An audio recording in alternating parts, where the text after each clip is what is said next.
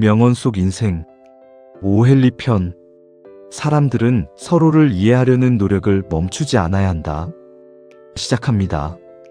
구독과 좋아요는 영상 제작에 큰 힘이 됩니다. 크리스마스 선물 이야기를 아시죠? 가난한 부부가 서로를 위해 각자 가장 소중한 것을 팔아 선물을 사는 이야기입니다. 남편은 시계를 팔아 아내의 긴 머리카락을 위한 빗을 사고, 아내는 머리카락을 팔아 남편의 시계를 위한 줄을 삽니다. 서로의 선물이 쓸모 없어졌지만 그 안에 담긴 사랑은 어느 선물보다 값졌습니다.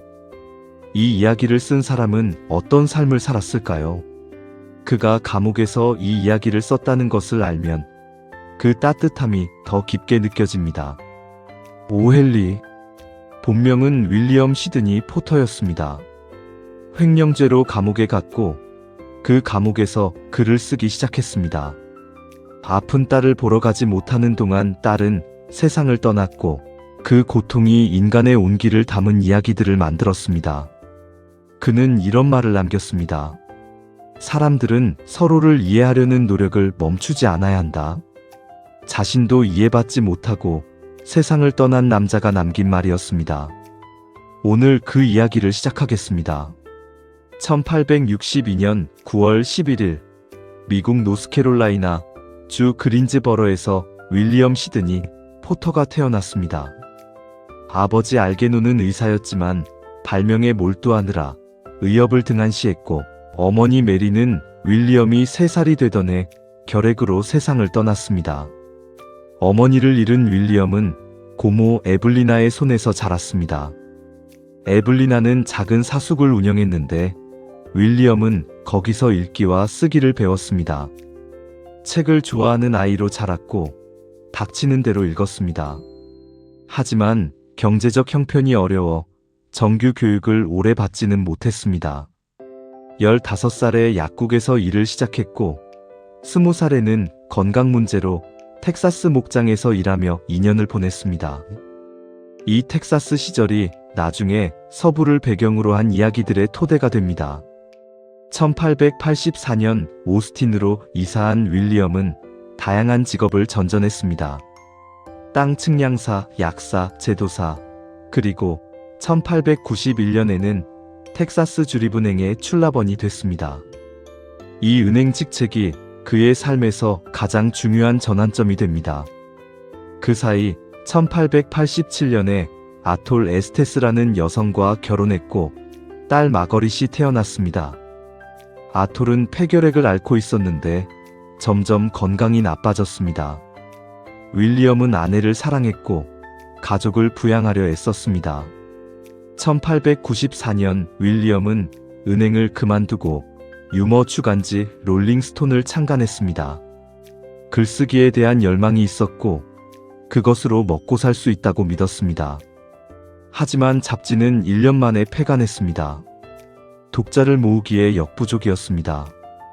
그리고 1895년 심각한 문제가 터졌습니다.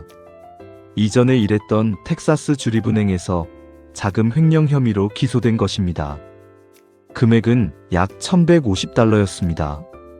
윌리엄이 실제로 횡령을 했는지에 대해서는 지금도 논란이 있습니다. 단순한 회계 실수였다는 주장도 있고, 아픈 아내를 위해 의도치 않게 공금을 썼다는 주장도 있습니다. 하지만 윌리엄이 한 행동이 결정적으로 불리하게 작용했습니다. 재판을 앞두고 도망친 것입니다. 온두라스 바나나 공화국으로 달아났습니다. 이 도주가 나중에 형량을 가중시키는 원인이 됩니다. 온두라스에 있는 동안 아내 아톨의 병이 위중하다는 소식이 왔습니다. 윌리엄은 결국 돌아왔습니다. 딸 마거릿을 보고 싶었고 죽어가는 아내 곁에 있어야 했습니다. 1897년 아톨이 세상을 떠났습니다. 그리고 1898년 윌리엄은 오하이오 연방 교도소에 수감됐습니다. 5년형이었습니다. 교도소에서 윌리엄은 의무실 약사로 일했습니다. 약학 지식이 있었기 때문입니다. 그리고 밤에는 글을 썼습니다. 딸 마거릿은 외조부모에게 맡겨진 상태였습니다. 아버지가 감옥에 있다는 사실을 마거릿이 알게 될까봐 걱정한 윌리엄은 편지에 아버지가 멀리 여행 중이라고 썼습니다. 그 편지들이 남아 있습니다. 아버지가 딸에게 쓴 편지들, 그리고 그 사이사이에 쓴 이야기들이 지금 오헨리 전집의 토대가 됩니다. 감옥에서 쓴 이야기들이 잡지에 실리기 시작했습니다. 이때 처음으로 오헨리라는 필명을 사용했습니다. 이름의 유래에 대해서는 여러 설이 있는데 프랑스 약학자 이름에서 따왔다는 설과 같은 이름의 수감자가 있어서 간수들이 부를 때 혼동을 피하려 했다는 설도 있습니다. 감옥이라는 극한의 환경에서 쓴 이야기들에 인간의 온기가 가득했다는 것이 역설적입니다. 가난한 사람들, 소외된 사람들, 도시의 뒷골목 사람들에 대한 이야기들이었습니다. 그 이야기들이 독자들에게 닿았고 오헨리라는 이름이 알려지기 시작했습니다.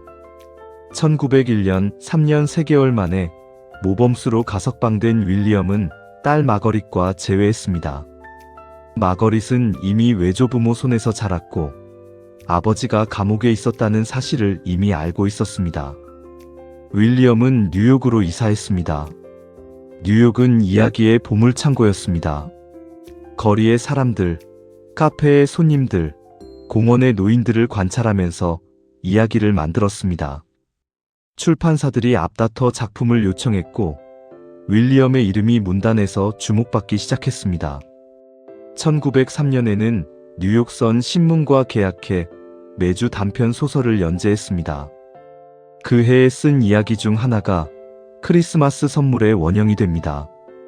1905년 출판된 크리스마스 선물은 지금도 전 세계에서 가장 많이 읽히는 크리스마스 이야기 중 하나입니다. 하지만 이 성공의 시기에 딸 마거릿이 결핵으로 세상을 떠났습니다. 어머니와 같은 병으로 아버지 없이 자란 딸이 젊은 나이에 세상을 떠났습니다. 윌리엄은 이 슬픔을 감당하지 못했습니다. 이미 알코올에 의존하고 있던 그는 술에 더 깊이 빠져들었습니다. 딸을 잃은 슬픔 속에서도 오헨리는 그를 멈추지 않았습니다. 아니, 멈출 수가 없었습니다. 돈이 필요했고 이미 많은 편집자들과 계약이 맺어져 있었으며 무엇보다 이야기를 쓰는 것이 고통을 견디는 방법이었습니다. 오헨리의 이야기들은 대부분 뉴욕의 보통 사람들에 관한 것이었습니다. 이민자들, 가난한 직장인들, 거리의 불황자들, 작은 식당을 운영하는 사람들. 그 사람들의 하루가 이야기가 됐습니다. 당시 뉴욕의 상류층 문화를 주로 다루던 문학계에서 오헨리의 시각은 신선하고 따뜻했습니다. 오헨리 이야기의 특징 중 하나는 반전 결말입니다. 독자가 예상한 방향과 전혀 다른 방향으로 끝나는 이야기들이 많습니다. 크리스마스 선물도 그렇고 마지막 잎새도 그렇습니다. 마지막 잎새에서 늙은 화가는 폐렴으로 죽어가는 젊은 화가를 위해 밤새 빗속에서 담벼락에 잎사귀를 그리다 폐렴으로 죽습니다. 그 잎사귀가 진짜라고 믿은 젊은 화가는 살아납니다. 이 이야기들이 왜 이토록 따뜻한지 이제 이해가 됩니다. 감옥에서 쓰고 딸을 잃고 알코올에 기대면서 쓴 이야기들이었습니다. 가장 어두운 곳에서 가장 밝은 빛을 찾으려 한 사람의 이야기들이었습니다. 오헨리의 말년은 행복하지 않았습니다. 알코올 의존증이 깊어졌고 건강이 나빠졌습니다. 당뇨와 간경화가 악화됐습니다. 1907년에 두 번째 아내 사라와 결혼했지만 이 결혼도 1년 만에 파탄났습니다. 1910년 6월 3일 오헨리는 뉴욕의 한 병원에서 세상을 떠났습니다. 향년 47세였습니다. 마지막으로 남긴 말이 전해집니다. 불을 꺼달라고 했다가 다시 켜달라고 했습니다. 나는 어둠 속으로 가는 것이 두렵다. 그런데 오헨리가 세상을 떠난 뒤 흥미로운 일이 생겼습니다. 횡령 혐의에 대한 재평가가 이루어진 것입니다. 나중에 밝혀진 바에 따르면 당시 은행의 내부 관리 시스템이 워낙 허술해서 단순한 회계, 오류가 범죄로 처리됐을 가능성이 높았습니다. 실제 횡령의도가 없었을 수 있다는 것이었습니다. 한 가지 더 아이러니한 사실이 있습니다. 오헨리가 세상을 떠날 당시 주머니에는 23센트가 있었습니다. 수백만 명에게 감동을 준 이야기들을 썼지만 정작 그 자신은 가난하게 세상을 떠났습니다.